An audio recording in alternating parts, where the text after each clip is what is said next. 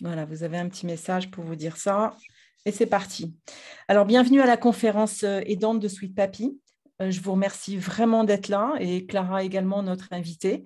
C'est important de débattre aujourd'hui de la question qu'on va se poser tous ensemble, c'est de le Home Sweet Papy Home pour créer un espace harmonieux et sécurisé chez notre proche. Tout au long des différentes étapes aussi, on va en parler, des étapes qu'on peut avoir avec eux. Et j'ai le plaisir d'avoir invité Clara Chauchard, qui est de la société Pommy et vous, qui se présentera tout de suite après moi, parce qu'il y en a certains d'entre vous qui ne me connaissent pas et d'autres qui me connaissent depuis un certain temps et qui savent que je suis en premier, au départ, une podcasteuse avec Sweet Papy Podcast. Et donc, aujourd'hui, moi, je vous signale donc que je suis 3 fois aidante de mes Sweet Papy et Mamie. Et j'en ai donc 3 de 91, 2 de 91 et 1 de 80, presque 17. 2 sont en EHPAD, sont partis en EHPAD. Ils étaient à domicile et sont partis en EHPAD. Et la Sweet Mamie est avec une récidive du cancer du sein et elle est encore à domicile. On essaye par tous les moyens de la maintenir à domicile. On y arrive pour le moment avec, bien entendu, un aidant sur place qui est donc mon frère. Donc, depuis un peu plus de 3 ans, j'ai vu pas mal d'étapes et c'est la raison pour laquelle j'ai voulu créer Sweet Papy Podcast. Et je voulais vous signaler donc que Sweet Papy Podcast, c'est un univers tendre et bienveillant avec un centre de ressources audio et vidéo justement pour parler de toutes les actions positives qu'on peut mener à l'égard de nos proches. Il n'y a en général rien de négatif, sauf s'il faut aborder des sujets un peu plus difficiles, mais on essaye de prendre le côté le plus positif.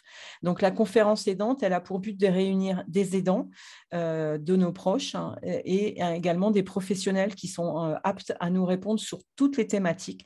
Donc, il arrive parfois qu'on ait des thérapeutes, qu'on ait des personnes comme Autonomia. Merci Clément de venir pour présenter aussi éventuellement ce que vous faites, c'est important, ou d'autres sociétés.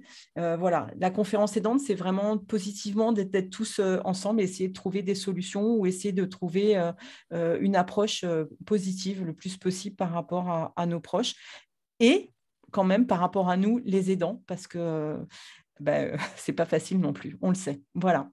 Donc, je vais laisser Clara se présenter. Merci Yann. Du coup, comme je m'appelle Clara Chauchard, voilà. Je suis coordinatrice autonomie, qui est le terme le plus communément utilisé aujourd'hui. Même sur ces notions de coordination, on a des appellations parfois différentes, dont la formation que j'ai faite, sur laquelle je vais peut-être revenir. J'ai créé l'entreprise sociale Pommy et vous il y a 1 an et demi officiellement maintenant, du coup à destination des aidants familiaux de personnes âgées. Moi, du coup, j'ai été formée à un métier, je vais vous dire le nom parce qu'il est, à défaut d'être esthétique, il est éloquent, mais ce n'est pas celui qu'on retrouve le plus. Donc, c'est technicien coordinateur de l'aide psychosociale à l'aidant. Je le cite au moins parce qu'il a le mérite d'exister. C'est une formation qui a été créée par l'Université de Bordeaux il y a une dizaine d'années sur la base du constat qu'autour d'une personne qui est dépendante, en perte d'autonomie, selon les étapes, on va dire, souvent il y a un environnement autour, un environnement humain, une famille, des proches, et que cette dépendance a des résonances, un impact sur cet entourage. Et on prend de plus en plus conscience qu'il est nécessaire de soutenir cet entourage, aussi au bénéfice de la personne dépendante, mais de fait, pour améliorer la qualité de vie aussi de ceux qu'on appelle du coup les aidants. Moi, auparavant, j'ai longtemps été aide-soignante dans différents types de structures qu'on trouve en France. En France, je ne sais pas forcément comment ça se passe ailleurs, mais du coup, aide-soignante à domicile, en EHPAD, en service hospitalier. Et j'ai voulu, j'ai voulu évoluer dans ce milieu, mais en changeant un peu mon fusil d'épaule, si je puis dire. Et j'ai trouvé cette formation qui est venue répondre, qui a mis des mots sur beaucoup de situations que j'avais perçues en tant qu'aide-soignante, mais voilà, qu'on n'évoquait pas encore comme telle à l'époque. Et ça m'a semblé très pertinent et aujourd'hui j'en suis d'autant plus convaincue et pour moi c'est toute la plus-value d'un métier comme le mien dont on va parler aujourd'hui sous l'axe du domicile en particulier, mais voilà, ça paraît aujourd'hui primordial que la famille au sens large de ce que ça induit. Moi, quand je parle de famille, j'implique aussi les amis ou les voisins qui aident un proche dans leur environnement. C'est souvent les familles avec un lien de parentalité, enfant ou autre. Mais voilà, c'est important que les familles aujourd'hui qui aident un proche en situation de dépendance aient un professionnel qui leur soit dédié dans les problématiques qu'ils rencontrent, psychosocial, au sens social, dans tout ce que ça va induire d'aide sociale, d'impact éventuellement sur leur travail aussi et sur d'autres sphères de leur vie, et psychologique. Je précise bien que je ne suis pas thérapeute, mais on est là pour comprendre cet impact psychologique, pour l'écouter, pour l'orienter, et avec l'objectif, si je puis dire, de reconnaître aussi la situation que ces personnes vivent au quotidien. Évidemment, en prenant en compte en permanence cet équilibre sinueux qu'il y a dans ce qu'on appelle souvent un binôme. Moi, j'aime bien l'appeler un tandem, le tandem aidant-aidé, parce qu'il y a un peu cette image, je trouve, du vélo où on essaie de chercher le rythme commun. Et parfois, c'est celui de devant ou celui derrière qui domine le rythme. Mais en tout cas, on cherche de trouver un équilibre. Et voilà, donc moi, un métier comme le mien, c'est comme ça que moi, j'aime le défendre, mais c'est un peu comme le verre à moitié plein, verre à moitié vide, le résultat est le même. C'est-à-dire que je me mets du point de vue de la famille, avec évidemment à l'esprit tous les bénéfices que ça a sur la personne dépendante. On peut aussi se mettre du point de vue de la personne dépendante en prenant en compte la famille. Enfin, moi, tout ce qui m'importe, c'est que chaque partie prenante qui est confrontée à la dépendance ait un professionnel sur lequel il puisse compter dans toute la logistique autour du quotidien. Donc voilà, un TC-APSA, tel que l'appelle l'Université de Bordeaux, ou un coordinateur autonomie qui est un petit peu plus léger, on est là pour du coup soutenir les familles dans toute la logistique du quotidien, l'organisation autour de la dépendance. Donc ça va concerner différents aspects et nous, on va se centrer là plus sur ce qui implique l'organisation du domicile pour, comme le disait Anne, voilà, le rendre le plus harmonieux et sécurisant possible pour son proche âgé et également voilà, pour soi, si on vit dans ce même domicile ou si on est loin ou proche, il y a aussi ces thématiques qui peuvent être en jeu quand on est aidant. Je ne l'ai pas précisé. Moi, du coup, je suis spécialisée dans tout ce qui est lié à l'âge, parce que c'est mon cœur de métier, c'est mon cœur d'engagement. Il y a peut-être un petit chat qui va arriver dans la conférence, enfin, il est derrière. Voilà, parce que voilà, moi, ça me touche de m'impliquer sur ces questions du vieillissement qui nous concernent tous un jour. Je trouve que ça vient vraiment renforcer le fait que on est tous impliqués sur ces questionnements. Maintenant, j'ai été formée et les problématiques des aidants concernent aussi différents types de dépendance. Voilà, j'ai été formée aussi à la dépendance liée au handicap et liée aux maladies chroniques. Donc, il y a certaines problématiques dans l'impact que ça a sur les aidants qui se recoupent. Mais voilà, là, on va rester focus sur plutôt ce qui est lié au vieillissement. J'aimerais juste faire aussi un petit astérix que je trouve important sur la notion de domicile. Là, on va parler du domicile qu'on considère être le chez nous, celui dans lequel peut-être on a vécu depuis des décennies en y élevant ses enfants, ou celui dans lequel on vit depuis quelques années parce qu'on a peut-être changé de logement au moment de la retraite ou des choses comme ça.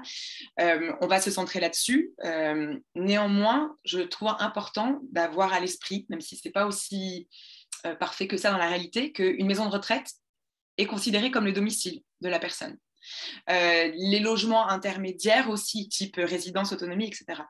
Donc, c'est pas parfait parce que pour plein de raisons que vous pouvez deviner, on se sent arraché de chez soi si on entre en maison de retraite, par exemple.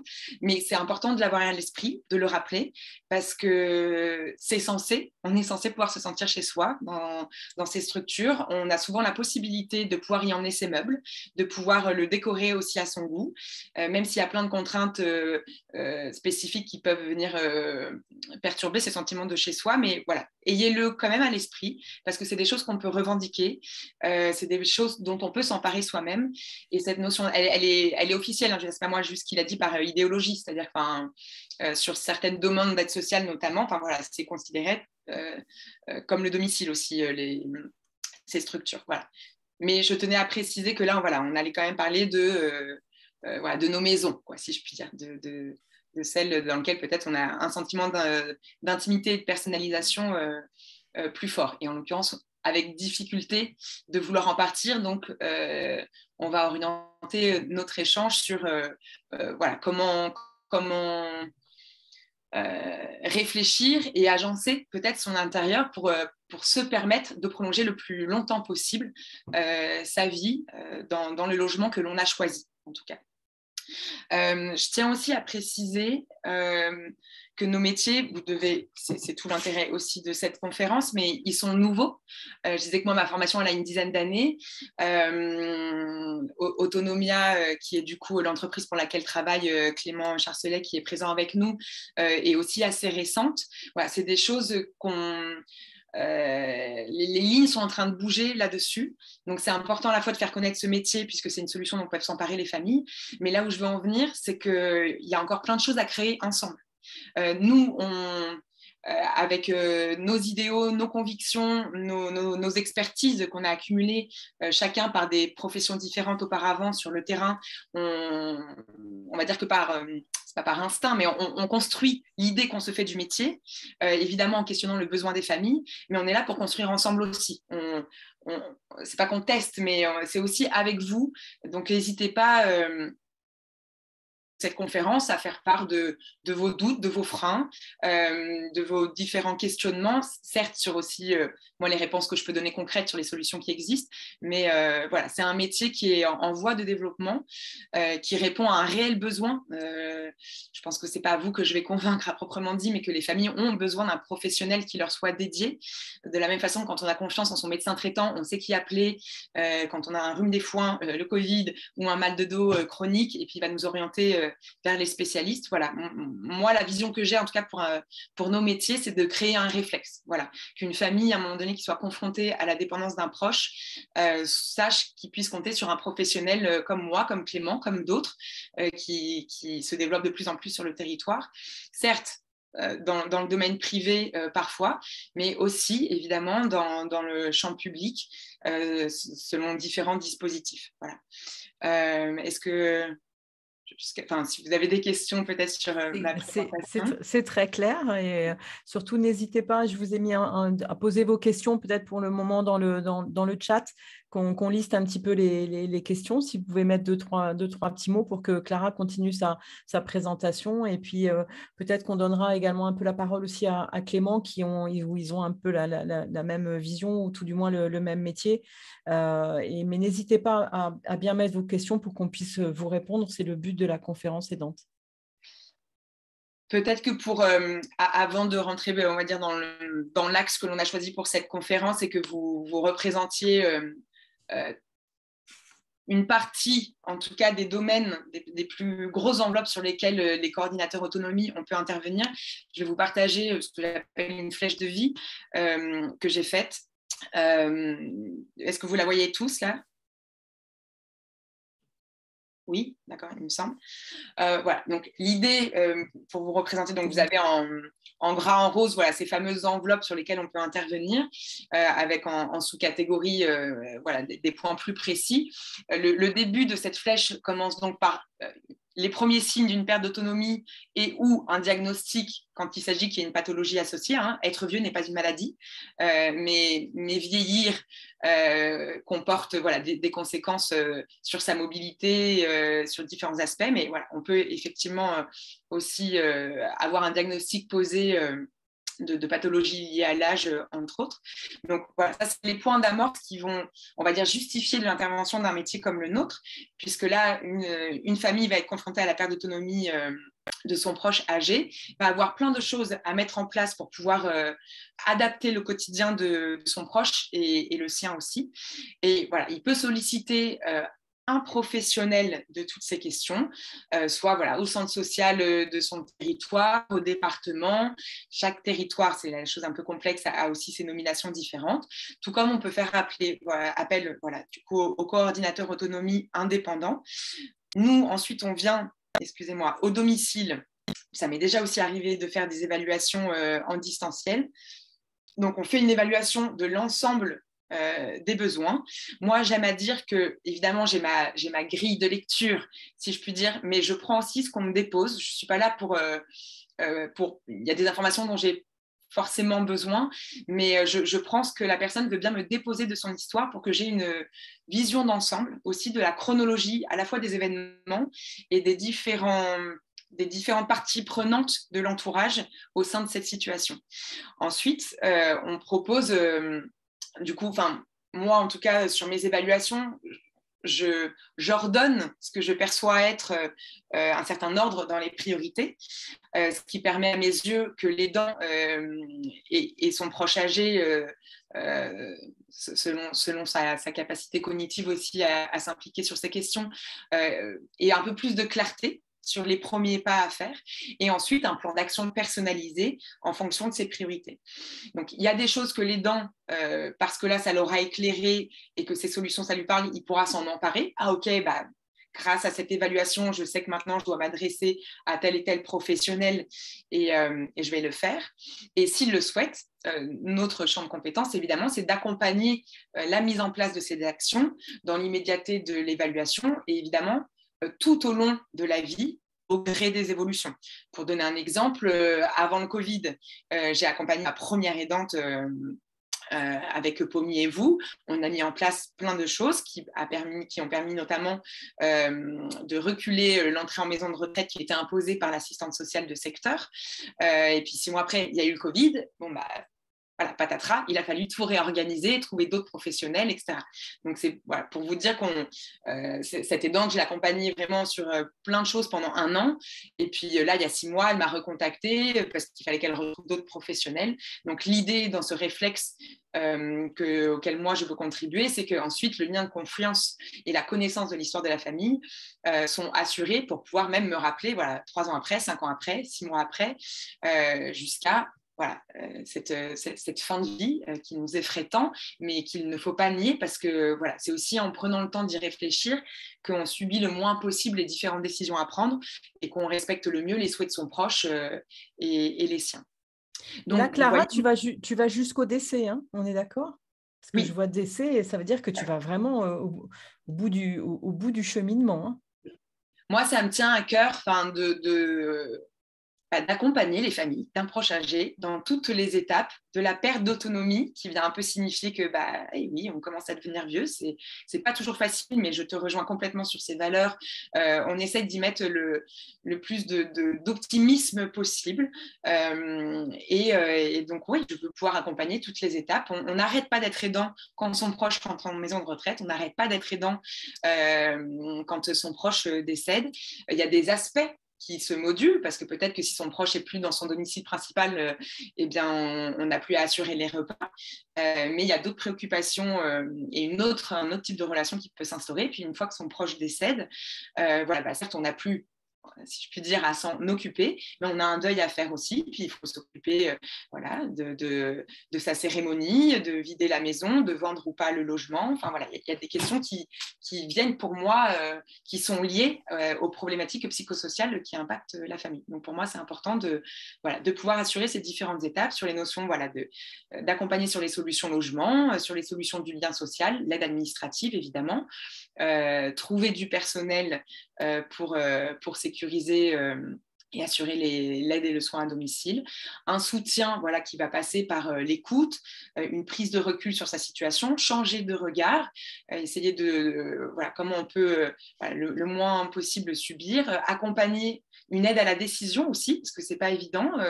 Comment obtenir le consentement de son proche s'il n'a plus toute la cognition aussi pour prendre ses décisions, quelles dispositions on peut mettre en place pour respecter tout ça, et avoir parfois un espace d'échange sans solution concrète, mais juste où on peut à un moment donné aussi décharger. Et ça fait partie de nos missions.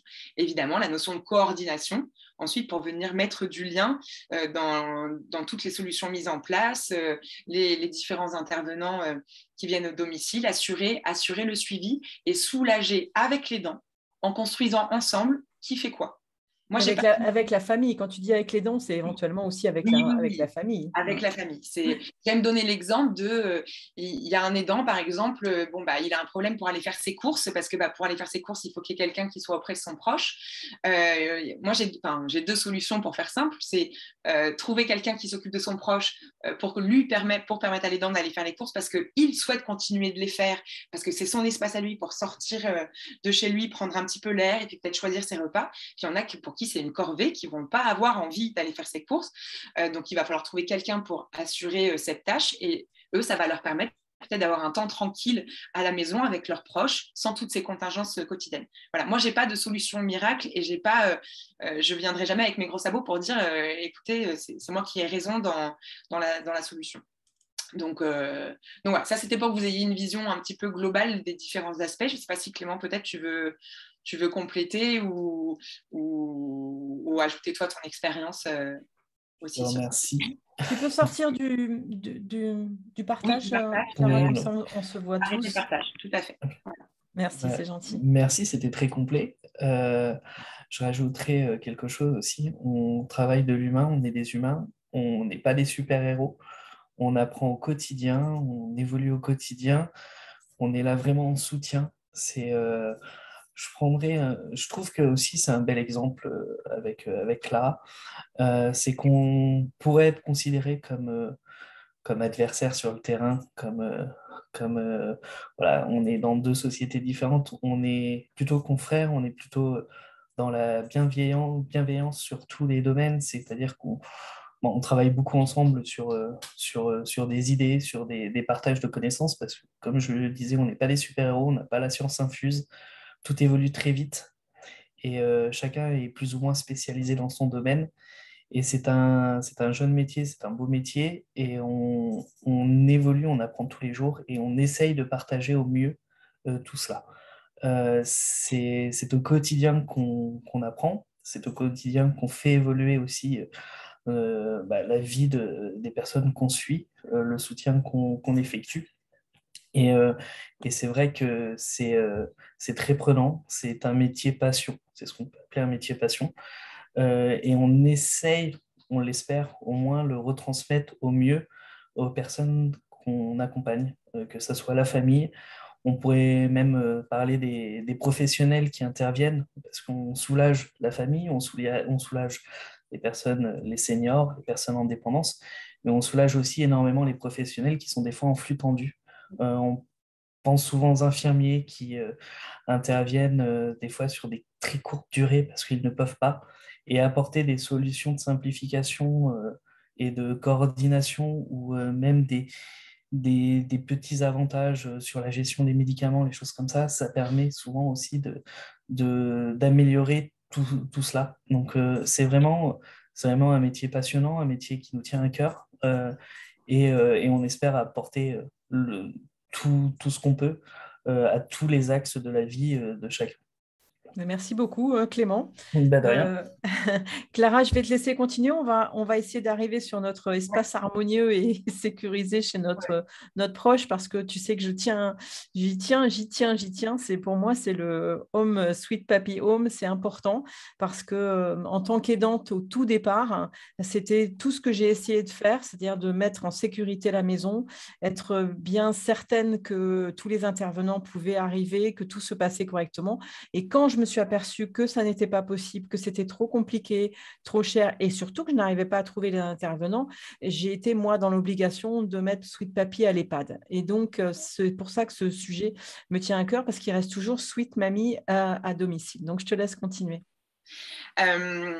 Pour faire le lien, en fait, je pensais rapidement évoquer du coup la cohabitation intergénérationnelle, puisque du coup on a Annick avec nous d'une association présente en Isère, avec laquelle on est en partenariat avec ma collègue Isabelle Raymond, qui est aussi présente.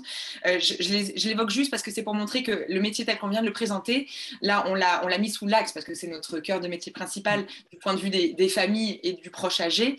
Et, du coup, ces thématiques-là, pour défendre le fait qu'il est nécessaire de soutenir ce public, on a plein d'arcs à notre arc plein de cordes à notre arc, pardon, pour défendre ces thématiques. Et ça passe notamment par des partenariats voilà, donc on est un partenariat avec cette association Digi38 sur l'Isère, qui est une association de cohabitation intergénérationnelle, ce qui me permet de faire le lien avec l'habitat, puisque c'est une solution qu'on peut mettre en place chez soi, d'héberger un jeune. Je ne vais pas rentrer dans le détail, mais ce qui est une solution, non pas pour avoir des services à domicile qui sont là des compétences de professionnels de l'aide et du soin, mais la présence d'un jeune vient déjà apporter déjà du lien social, de la curiosité, une réponse aussi de veille, de présence. C'est sécurisant souvent pour les familles et sécurisant pour soi quand on vit à domicile. Et voilà, on a plein de projets, de partenariats, de ponts qu'on peut faire pour aussi défendre ces thématiques. Et ce qui me fait aussi avoir l'image qui nous est venue à l'esprit il n'y a pas très longtemps, du coup avec ma collaboratrice Isabelle Raymond, c'est qu'on réalisait que dans les différentes étapes de la vie d'un individu, de la naissance au décès, il y a plein d'étapes qu'on sait comment préparer. Et pour prendre la première, c'est la naissance, l'arrivée d'un enfant. Voilà, il y a plein d'imprévus, ça fait partie de la beauté de la vie aussi, mais on sait qu'il faut acheter un berceau, on sait qu'il faut acheter des biberons, éventuellement on fait même d'ailleurs un petit projet de vie qu'on transmet à l'équipe de la maternité. Par contre, la vieillesse, on ne la prépare pas. Voilà. On ne va pas philosopher dessus, ça fait peur pour plein de raisons, certes, mais l'idée à un moment donné, c'est de donner aussi les outils, de la même façon qu'on prépare les autres étapes de notre vie plus jeunes, et ben, comment on peut aider à la préparation, si ce n'est la préparation au sens prévention, parce que ce n'est pas si évident que ça, mais quels éléments, quels conseils on peut donner pour ne pas subir et pour se dire qu'on a encore le choix dans la vieillesse de son proche, mais du coup, par la force des choses, dans sa propre vieillesse, un jour. Donc, ça passe par l'aménagement de son domicile. On peut évoquer, évidemment, différentes solutions technologiques, domotiques, matérielles. On va y venir si les questions se posent. Mais il faut le voir à mes yeux, dans un premier temps, pas juste comme... ne faut pas avoir peur de se retrouver chez soi comme dans un magasin de vente de matériel ergonomique. C'est aussi réfléchir très sérieusement autour de ces notions de projet de vie. Qu'est-ce que je veux pour moi ? Qu'est-ce que mon proche veut pour lui ? Qu'est-ce que je veux pour moi aussi en tant qu'aidant ? Sur ces questions du vieillissement, qu'est-ce que je mets en place dans nos environnements, l'environnement concret du logement et l'environnement un peu plus large de mon quotidien, pour que cette étape de la vie qui est le vieillissement se passe le mieux possible. Et ça va poser la question aussi que tu soulignes, Anne, à un moment donné, le maintien à domicile n'est plus possible. Et si on veut vivre aussi ce moment-là du mieux possible, je ne prétends pas que c'est facile, mais plus on le réfléchit un peu en amont, mieux c'est. Voilà. Parce que sinon, on se le prend brutalement dans la tête. Voilà, une chute, un pied dans le tapis, une hospitalisation, et on ne rentre même pas chez soi pour dire au revoir. Oui.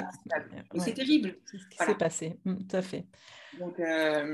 Donc concrètement, il s'agit à un moment donné d'observer un petit peu, restons sur l'environnement des murs, disons, d'observer cet espace, vraiment d'un point de vue, je ne sais pas, de l'architecte d'intérieur au sens large, mais qu'est-ce qu'il y a de dangereux dans les coins de table, dans l'agencement des meubles ? Là aussi, il n'y a pas de bonne réponse. Je me souviens d'une famille où j'étais intervenue là, en tant qu'aide-soignante. C'était hyper encombré, pas du tout pratique pour moi en tant que professionnelle du soin. Mais la petite mamie adorable m'expliquait que la proximité de tous ces meubles lui permettait, elle, de se tenir. Est-ce qu'il n'aurait pas mieux valu qu'elle ait un déambulateur ou autre ? Ça, je ne sais pas. Pour le coup, je ne suis pas ergothérapeute. Mais ça m'avait amusée de voir que là où moi, j'aurais peut-être créé de l'espace pour qu'elle ne se cogne à rien, non, elle, la proximité de tous ces meubles venait lui permettre de s'appuyer sur la table d'un côté, sur le canapé de l'autre.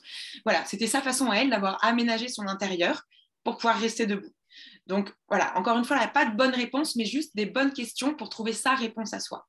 Et comment aussi discuter avec son proche. On l'évoquait avec Anne un petit peu en amont. Évidemment, c'est là où ce fameux équilibre, ce fameux tandem aidant-aidé, parfois l'intérêt de l'aidant ne va pas être l'intérêt de l'aider. Voilà, l'aidant, il va dire, non, papa, là, le tapis, c'est plus possible, il passe son temps à se relever. Et puis le papa, il ne va pas du tout avoir envie d'enlever son cadeau de mariage qu'il a depuis 50 ans. Voilà. Donc, c'est comment la discussion se crée, comment on accepte aussi, comment on lâche prise. Peut-être que sous le tapis, on peut mettre là, ces fameux trucs adhérents qui aident à ce que le tapis ne se relève pas à chaque fois qu'on passe dessus. Voilà. Non, ça ne marche pas. Moi, j'y crois pas. J'y crois pas pour avoir vu ma sweet mamie arriver à un certain âge, ils marchent plus. Ils font avec les pantoufles, ils font comme ça. Et n'importe quelle aspérité, même si tu n'as pas de tapis, n'importe quelle aspérité, c'est tout de suite un moyen, un fil ou n'importe quoi, même un fil très fin d'ordinateur ou les choses comme ça, c'est tout de suite la chute derrière. Ça, c'est évident. Mais bon, on va essayer de rester dans le côté positif et harmonieux du domicile et essayer de trouver quand même quelque chose des solutions, et peut-être que certains aidants peuvent dire éventuellement quelles solutions, ou des professionnels, quelles solutions ils ont réussi à avoir eux de leur côté. À quoi vous avez été confrontés, vous, du coup, dans vos expériences de cette perte d'autonomie au domicile, peut-être, et peut-être dans les solutions effectivement que vous avez trouvées sur certaines problématiques. Florence, par exemple, vous voulez prendre la parole? Vous remettez le son si vous voulez. Alors moi, je vais juste répondre en tant que personne handicapée, hein, pas autrement. Ça a été justement d'enlever les tapis, entre autres, obligatoirement. Bon, après, il y a plein d'autres solutions. Moi, pour ma part, je me souviens au tout début, quand il a fallu tout mettre en place, tu me diras si ce n'est pas bien, Clara, mais je suis allée beaucoup sur la partie effectivement ergonomique. Bon, l'ergothérapeute est passé à part nous dire que la douche ou la baignoire n'était pas aux normes, qu'il fallait tout casser. Très bien, merci, au revoir, madame. Ça a été ça tout de suite, mais la première chose sur laquelle on a beaucoup travaillé au tout début sont tous les produits ou les protections d'hygiène, c'est-à-dire le réhausseur pour les toilettes, éventuellement les protections absorbantes, etc., etc. On est parti, on a essayé de bien les sécuriser à ce niveau-là, et qu'ils ne se sentent pas complètement perdus dès lors qu'il fallait qu'ils aillent à un endroit qui est un endroit un peu compliqué parfois, parce que c'est dans certaines maisons ou certains appartements, ce sont des petits cabinets de toilettes ou des petites cuisines qui ne sont pas pratiques. On peut parler aussi de l'aménagement de la cuisine, des extérieurs, parfois du jardin, etc. Voilà. Mais c'est sûr qu'il y a des espaces qui sont exigus, et là on parle de l'aidant et de l'aider, d'autres personnes à prendre en compte tant que faire se peut, c'est les aidants professionnels, disons, parce que du coup il y a un moment donné dans ces différentes solutions à mettre en place pour prolonger le plus longtemps possible le maintien à son domicile, quand on fait intervenir des professionnels qui doivent se pencher pour faire la toilette dans une baignoire ou dans une douche pas adaptée, voilà, on fait comme on peut aussi, hein, je veux dire, nous, on nous apprend aussi les postures, etc. Mais c'est avoir ça en tête, c'est à un moment donné, peut-être que c'est difficile d'envisager que ça représente une charge mentale incroyable, d'envisager des travaux d'aménagement de la salle de bain, etc. Mais il y a un moment donné, si on prend les choses sous un autre angle, et parce qu'à un moment donné, les professionnels, ils vont plus vouloir venir parce qu'ils se cassent le dos, qu'il y a des arrêts maladie, etc. Et du coup, ça va peut-être précipiter notre départ du domicile pour un autre type de logement. Enfin, ça peut peut-être se réfléchir autrement. Voilà. Ça ne veut pas dire que ce sera aussi des étapes à monter, avec éventuellement parfois des aides financières sur l'aide à l'aménagement de ce type de pièces, mais il faut aussi le voir en ce sens. Voilà. Donc, est-ce que le coordinateur, donc toi ou Clément ou d'autres, finalement, quand vous êtes au courant par la famille de tout l'environnement qu'il y a, vous arrivez à la fois en même temps à joindre les thérapeutes, enfin tous les gens les professionnels qui peuvent passer, vous arrivez aussi à coordonner cet espace dit harmonieux ou sécurisé? Est-ce que ça fait partie de vos prérogatives aussi? Oui, l'idée, c'est effectivement, si je prends en exemple une aidante justement qu'on a accompagnée, et je dis on là avec aussi un assistant social de secteur, entre autres aspects sur l'aménagement de la salle de bain. Du coup, l'assistant social de secteur a fait intervenir un ergothérapeute avec lequel le département était en partenariat pour bénéficier d'un bilan gratuit. Donc, ça a eu lieu. Néanmoins, après, sur les temporalités de ces démarches administratives, ce qui est quand même positif à relever, c'est que mon intervention et l'intervention de l'assistant social, qui a quand même permis, quelques mois après, le bilan de l'ergothérapeute, a permis à l'aidante de se mettre en action. Et sur certains aspects, elle a fait faire aussi par elle-même, avec ses propres moyens, des rampes d'accès pour le fauteuil roulant de son compagnon. Voilà, donc il y a eu les deux qui se sont faits, c'est juste qu'à un moment donné, son besoin il était un peu plus urgent que d'autres temporalités. Mais ce qui est important, c'est que ça l'ait mis en action.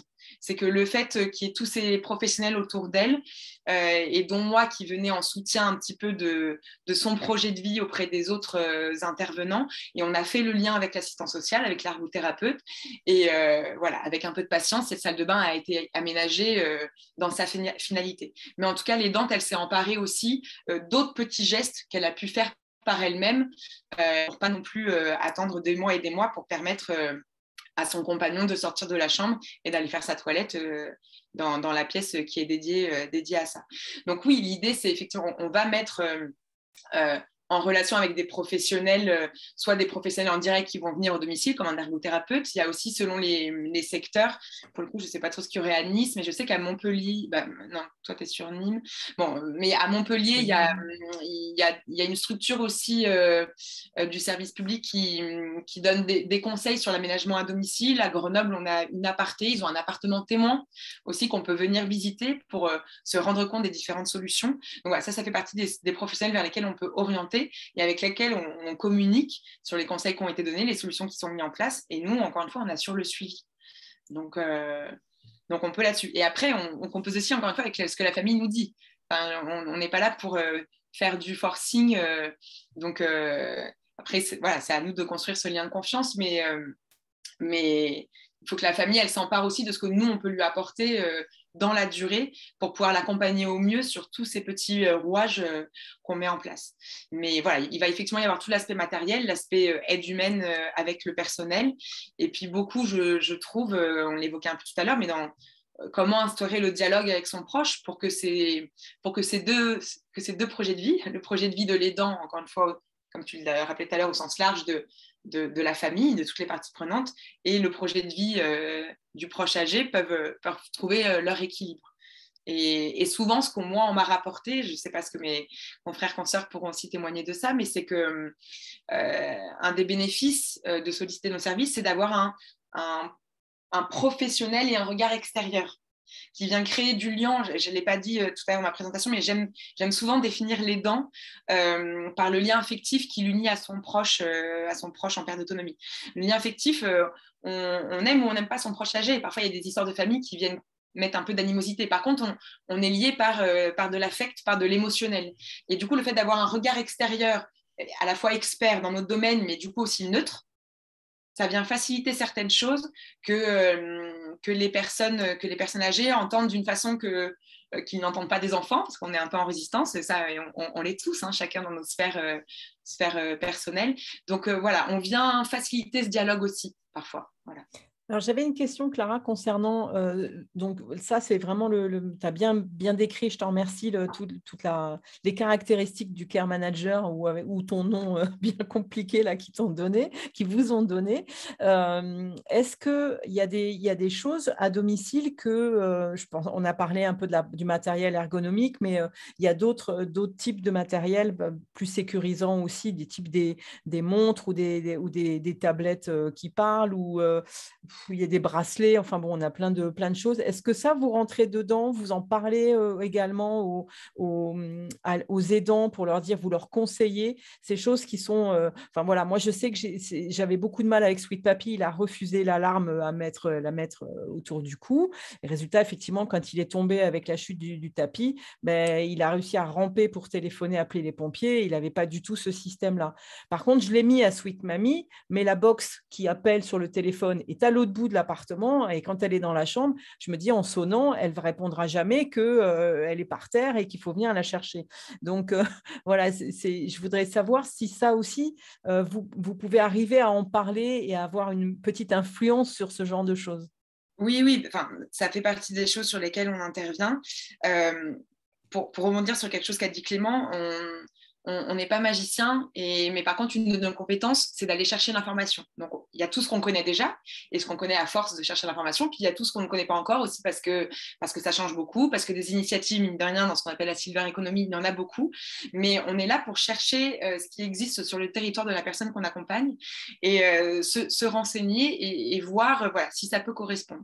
Au niveau, si je prends l'exemple de la téléalarme, il y a les médaillons, il y a les montres, et Clément, avec qui j'ai échangé récemment, lui a découvert sur son territoire une start-up qui a développé, il pourra peut-être l'évoquer aussi comme exemple, mais qui a développé un autre type de téléalarme qui nécessite juste, pour l'instant, qui n'est pas encore l'offre en elle-même, si je puis dire, n'est pas encore stabilisée, mais voilà, il a présenté la réalité de la situation à l'aidant qui l'accompagne et du coup qui a accepté de tester ça parce que peut-être ça venait être plus adapté que le médaillon, voilà, la montre ou la box qui est loin. Mais on est là, juste pour d'autres exemples, mais on est là pour aussi suggérer toutes ces petites... par exemple, la frise que j'ai montrée, c'est un peu les grosses enveloppes. Voilà, oui, trouver du personnel, aider à l'accomplissement de démarches administratives, etc. Mais on vient aussi sur des toutes petites choses. Moi, j'aime beaucoup conseiller aux familles, par exemple, le journal Familéo. C'est celui qui est le plus connu, je n'ai pas de royalties auprès d'eux, mais il y a plein d'initiatives comme ça pour créer du lien avec tous les membres de la famille. Du coup, il faut envoyer des photos, écrire des petits textes, et ensuite, Familéo compose un journal qui est envoyé directement au domicile de la personne âgée, sa maison de retraite. Voilà, ça peut être une fois par semaine, une fois par mois. Donc, il y a toutes ces petites solutions qu'on vient aussi pour créer du... pour pas être non plus maintenir à domicile pour juste tenir debout et plus savourer les petits plaisirs de la vie ou autre, ça n'a pas d'intérêt non plus. Donc nous on est en veille sur toutes ces initiatives et ça peut être des petits détails. J'ai une aidante, elle avait un problème de repas avec sa mère, je lui ai dit peut-être que vous pourriez acheter des thermos alimentaires, comme ça elle n'aurait pas ni à appuyer sur le bouton du micro-ondes, vous pourriez faire réchauffer le plat avant de partir au boulot, vous le mettez dans le thermos et elle a juste à dévisser pour manger et peut-être à mettre dans son assiette. Il y a des petites choses qui paraissent des petits riens et qui ne demandent pas une compétence incroyable ou la mise en place d'un nouveau meuble technique, et ça fait partie de notre métier, de faire de la veille dessus, de les connaître et d'en parler aux familles pour être le plus personnalisé possible et voir s'ils s'en emparent. Clément, je ne sais pas si tu veux peut-être illustrer avec cette histoire que tu m'avais racontée la semaine dernière. Oui, même j'en ai plein d'autres petits exemples comme ça. Hein. C'est notre but, c'est l'atout aussi qu'on a, c'est voilà, faire appel à l'association de quartier avec la personne dépendante, par exemple, qui réalise encore un petit peu de couture, mais qui ne le fait pas parce que pour elle, elle n'en a pas besoin, mais peut-être l'échange de bons procédés. Faire de la couture pour un voisin qui en demande et le voisin va fournir le repas ou va faire de courses. Des solutions comme ça, on est très friand, mais aussi le partage, ça fait du lien social. Ça fait peut-être une solution qui permet d'être aussi financièrement parlant plus acceptable pour la personne. Il y a plein de petites solutions comme ça qu'on peut apporter, que ce soit dans le matériel. Tu parlais de la téléassistance, il y a tellement de startups, tellement de solutions qui apparaissent, je ne vais pas dire tous les jours, mais presque. Euh, et en fait, on ne peut pas toutes les connaître. C'est là où les réseaux sont très forts et c'est notre travail aussi, c'est notre fonctionnement et c'est le partage. Et voilà, des petites solutions, des associations, du partage de connaissances, faire venir un étudiant pour partager, ou même une personne qui est en thèse, qui a besoin pour sa thèse d'avoir un retour d'expérience d'un senior. Notre recherche, de le faire intervenir chez la personne, et je suis persuadé que la personne dépendante sera ravie d'échanger et de pouvoir parler de son passé. Et tout cela, forcément, en tant que famille proche, on ne va pas y penser parce que c'est pas notre but. Nous, quand on est dans la famille, quand on est dans le proche, on pense au bien-être, mais surtout santé, surtout morale.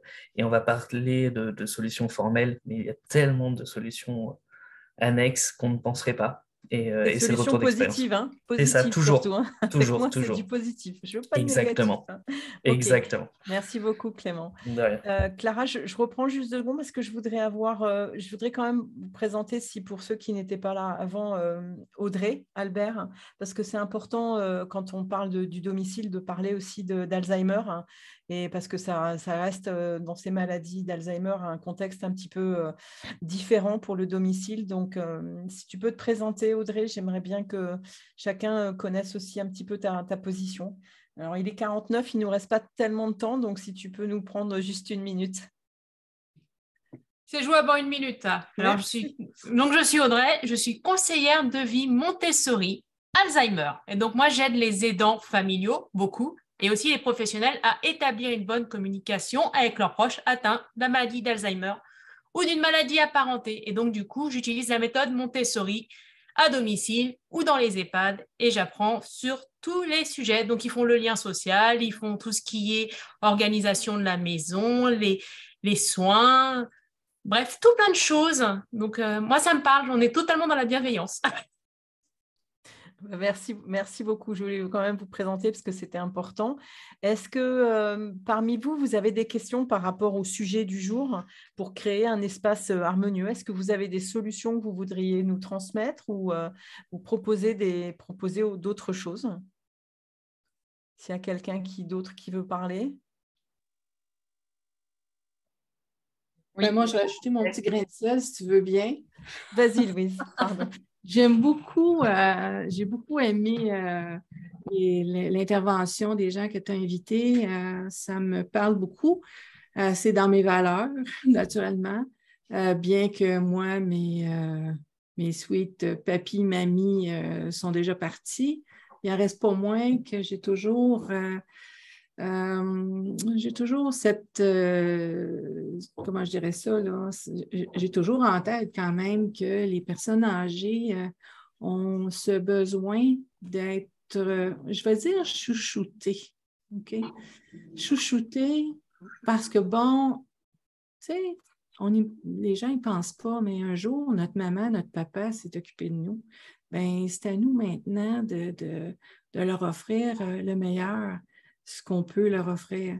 Fait que quand on parle d'harmonie dans la demeure, comme Clara parlait au départ, comme d'autres ont parlé aussi, là, de leur offrir le meilleur environnement. Et d'ailleurs, l'idée du thermos, je trouve ça vraiment intelligent. Bravo d'avoir... Surtout au Canada, et vu la neige que tu as derrière toi. Oui, puis c'est ça, j'ai changé mon background parce que vraiment, hier, on était encore en automne et ce matin, je me lève, mais je fais comme, mais c'est la tempête de neige. C'est bien, Edith peut confirmer aussi. Hein? Oui, ça fait du bien. Moi, j'aime la neige, fait que je suis contente. Fait que, si on revient à nos sweeties, bon, moi, le feng shui m'intéresse depuis plusieurs décennies. Fait que quand je pense aux personnes âgées qui se retrouvent soit à vivre, bon, il y en a que, bon, on le sait, là, soit qui se retrouvent chez les enfants, soit qui se retrouvent chez vous, bon, en cohabitation, ouais. En résidence, ouais. OK? Résidence plus ou moins encadrée. C'est pas toujours évident de offrir la meilleure circulation d'énergie, je veux dire ça comme ça. Alors, j'entendais, Clara, que oui, on peut demander justement que les gens apportent leurs meubles, on peut agencer la pièce à leur goût. Et en feng shui, on peut, avec la date de naissance, aller trouver quelles sont les orientations qui leur sont les plus favorables. Que quand on peut le faire, ben, moi, je vous dirais, ça vaut la démarche. On parlait de leur offrir la meilleure longévité, c'est surtout aussi le meilleur confort, la meilleure qualité de vie. Hein, ça va avec.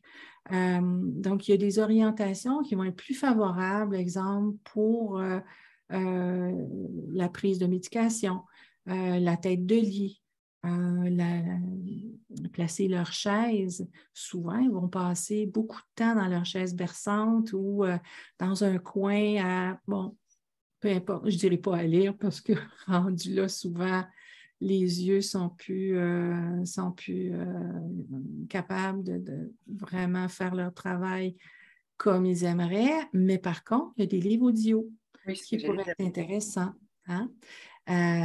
Donc, tout ça pour dire que le côté feng shui, que ce soit une pièce unique, parce que dépendant des résidences, des fois, les gens peuvent s'offrir seulement une pièce, il y a la chambre, il y a tout, où ils passent leur journée là. Il y a d'autres endroits qui peuvent avoir plusieurs pièces, comme un appartement à l'intérieur de la résidence. Donc, encore là, c'est de voir quels sont les meilleurs secteurs pour eux, pour favoriser leur qualité de vie. Alors, ben voilà, moi, c'était mon grain de sel dans cette rencontre. Merci Louise, mais on fera sûrement une conférence sur tout ça parce que c'est important. Et on sera d'ailleurs ensemble avec Louise au prochain atelier et on aura le plaisir avec Louise. Elle nous animera un atelier sur, je te laisse le dire. Sur l'aromathérapie. Voilà, pour les aidants. Oui, pour les aidants parce que c'est une grande spécialiste de ça. Oui, disons que j'ai un éventail assez grand. Ça fait 25 ans que je suis dans le domaine de la santé complémentaire. Avec la pandémie, j'ai fait une réorganisation. Il n'en reste pas moins que l'aromathérapie reste une ressource importante et intéressante. Et quand on parle de personnes âgées, autant les aidants comme nos sweeties, on peut arriver à les aider grandement. Donc, je parlerai d'huile essentielle et aussi, je vais faire une parenthèse avec les hydrolats parce que, bon, souvent, les hydrolats sont plus doux pour toutes sortes de raisons. Mais bref, alors, c'est un rendez-vous le 7 décembre. On invitera tout le monde. 14h30 pour moi. Pour vous. Et 20h30 pour nous. Oui, 20h30. 20h30 pour nous. J'espère que vous viendrez. Et nombreux parce que c'est vraiment intéressant d'avoir cette approche aussi à domicile parce qu'il n'y a pas que les huiles essentielles, il y a toutes les odeurs que ça peut apporter dans la maison et qui vraiment peuvent les rassurer et peuvent leur faire vraiment beaucoup de bien. Florence, tu voulais parler? Oui, je voulais demander, je sais déjà plus son nom, à notre coordinatrice. À Clara. Voilà, Clara. Désolée. Parce que, en fait, moi, je suis sur Reims. Donc là, je parle pour 2 de mes amis qui ont leur maman et leur papa, donc qui ont la maladie d'Alzheimer. Savoir s'il y avait peut-être un réseau de coordinateurs, s'il y aurait moyen d'être un petit peu dirigé. Pour le moment, on se rattache à vous, toutes les 3, avec mes 2 amis, parce qu'on essaye de trouver, c'est tout nouveau, hein, ça leur est tombé dessus comme ça. Donc, on essaye de trouver des solutions. Et là, ce métier-là, moi, je ne le connaissais pas. Mes amis non plus. Donc, voilà, si jamais il y a un petit réseau, s'il y a des adresses sur Reims, voilà, on serait content. Il y a Clara, il y a Clément qui peut renseigner, il y a Audrey sur Alzheimer qui est un spécialiste aussi. Peut-être qu'à vous 3, je peux vous adresser après les coordonnées de Florence qui m'avait écrit, voir ce que vous pouvez conseiller tous les 3, parce que Audrey est vraiment très, très spécialisée sur Alzheimer. Vous aussi, j'imagine, mais voilà, à vous organiser. En tout cas, on répondra tout de suite après, ça c'est clair. Clara, je te relaisse la parole, il nous reste quelques minutes. J'ai pris quelques petites notes là pendant que les uns et les autres parlaient aussi, parce que justement dans ce souci de construire ensemble, je trouve que moi ça m'a donné plein d'idées, peut-être, c'est pas pour formaliser, mais parce que finalement, toutes ces petites idées sur lesquelles on était là dans les derniers échanges, c'est des choses auxquelles on ne pense pas, parce qu'il ne s'agit pas non plus forcément de les formaliser, mais encore une fois, on est là pour répondre, pour donner aussi ces petits conseils qui sont juste adaptés. L'histoire du thermos, ça va à l'un et ça ne va pas à l'autre. Mais je trouve ça intéressant sur ces questions à un moment donné de comment... quel regard avoir sur l'environnement du domicile de son proche, voir le sien, si on veut, voilà, encore une fois, assurer d'y rester le plus longtemps possible. Voilà, certes, ça passe par on va dire des grosses solutions et qui sont là. Hein. Il ne s'agit pas de les voilà, mais comme tu disais, Anne, le réhausseur, le lit médicalisé, les poignées ici ou là. Enfin, c'est ça aussi, évidemment, que ça vient aider à prolonger le fait de rester chez soi. Mais je ne sais pas, ça va donner envie aussi d'un petit peu de répertorier, on va dire, plutôt que de lister aussi toutes les petites choses auxquelles on ne pense pas, qui viennent mettre ce lien et qui font porter un regard, je trouve, aussi plus... c'est un peu ça que j'ai voulu faire passer, qui ramène un... En fait, il s'agit juste de continuer à penser son intérieur comme on l'a pensé toute sa vie. Et encore une fois, il ne s'agit pas de déco, on n'a pas tous les mêmes goûts. Il y a ceux qui ont un environnement fonctionnel, ceux qui ont un environnement chargé, épuré, chaleureux, peu importe. Mais c'est de se dire, je reviens à cette image il y a plein d'étapes de la vie auxquelles on pense. Voilà, on sait comment accueillir un bébé, on sait que quand on part de chez ses parents pour faire ses études, on va trouver un logement, on sait plein de choses, mais on ne sait pas préparer cette étape-là, ni pour son proche, ni pour soi. Donc là, il s'agit... pour être dans l'état d'esprit positif aussi de Sweet Papy autant que de Pommy et vous, il s'agit de prendre le temps aussi de réfléchir à ces petites choses. Une fois qu'on rentre une fois qu'on quitte son domicile, est-ce que peut-être ce qui servait de tenture pourrait pas servir de couvre-lit parce que on peut transformer l'objet, ça nous rappelle aussi chez soi et puis ça vient mettre une petite touche personnelle dans sa nouvelle résidence autonomie ou dans sa chambre en EHPAD.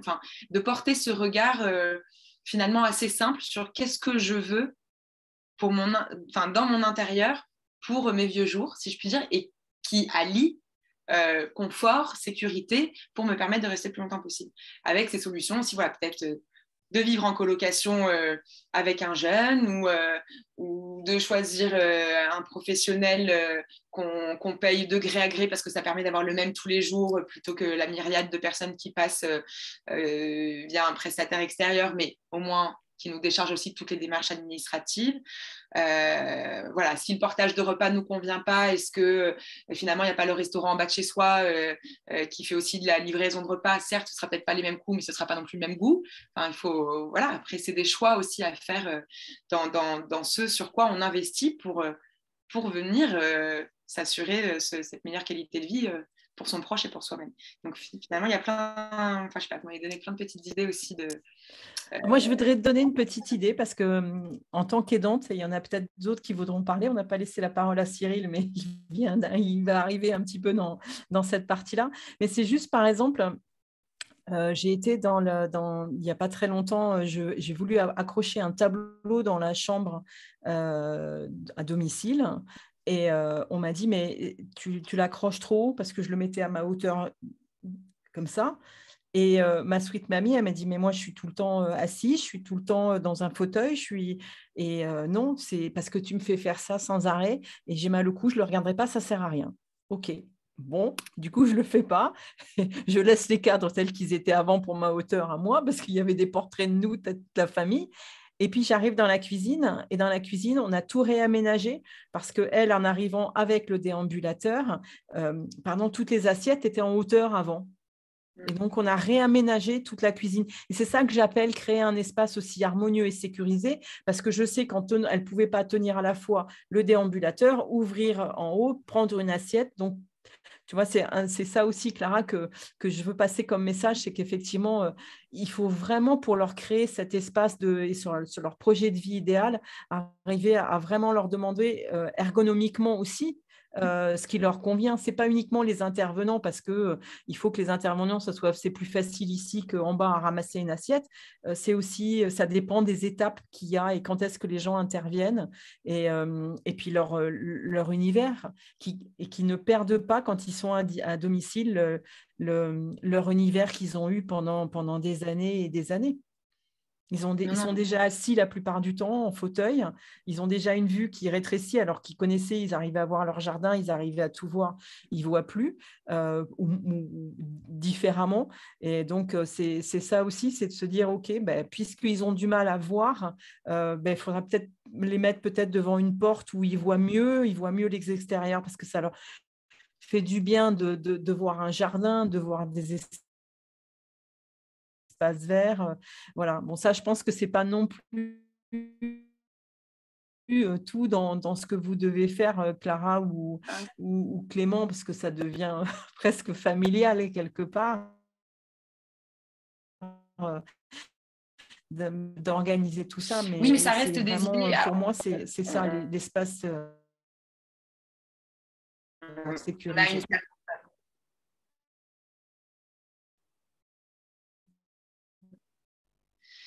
Le bénéfice de nos interventions, elle est là aussi pour aider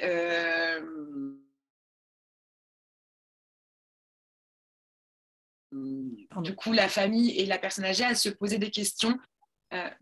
Ça saute un petit peu, je ne voudrais pas couper la parole à qui que ce soit, je ne sais pas qui. Allô. Je ne sais pas si ça vient de moi ou...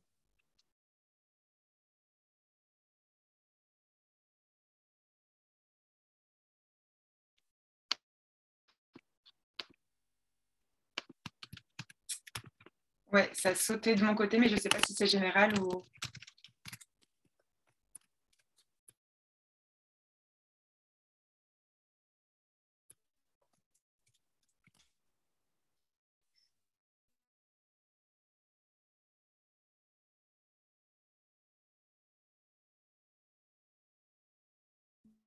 Ouais, je ne t'entends plus, moi, Anne. Ouais.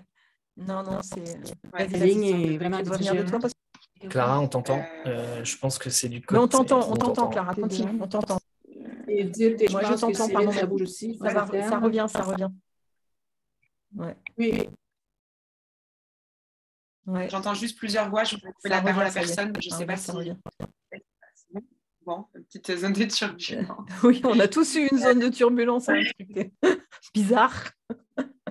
Vas-y. Non, je disais que,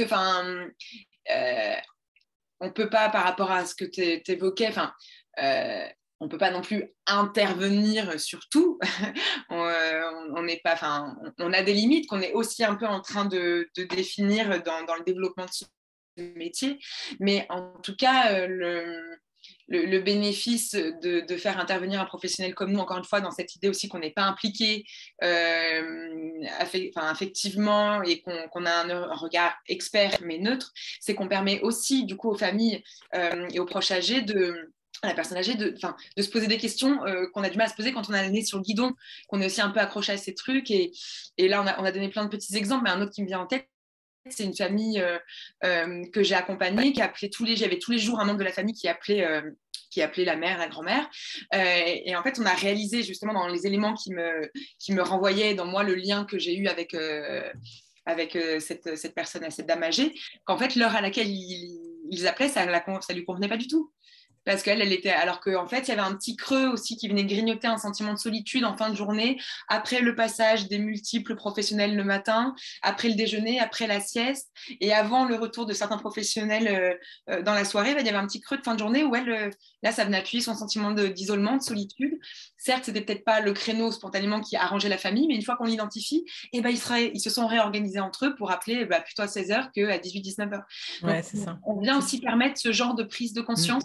Pour, comme le soulignait Clément, il me semble, là, dans les commentaires, pour réorganiser. Il n'y a pas toujours besoin de venir rajouter des béquilles, si je puis dire, à droite à gauche, même si quand elles sont utiles, elles sont utiles. Mais voilà, notre intervention, elle vient permettre parfois aussi de... Ah, mais regardez, peut-être que si on déplace par là, oui, les assiettes, ou si on déplace par là le coup de fil que vous passiez.